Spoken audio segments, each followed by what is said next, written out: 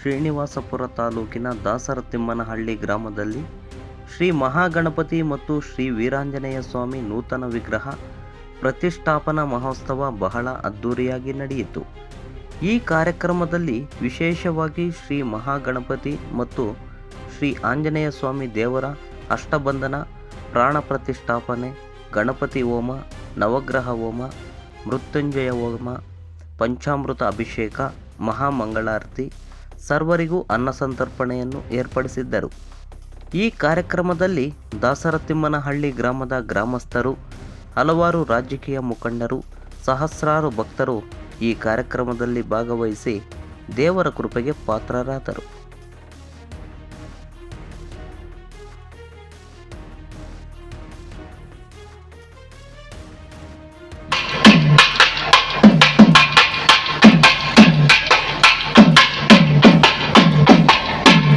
सपरिवार समेत विघ्नेश्वर महागणपति प्रीत्यर्थे विघ्नेश्वराष्टक स्तोत्र से ಈ ಒಗಟು ಬಿಡಿಸಬೇಕು ಅಂತ ಹೇಳಿದ್ರೆ ರಾಮಾಯಣ, ಭಾರತ, ಭಾಗವತ, ಪುರಾಣಗಳ ಪರಿಚಯ ಇರಬೇಕು.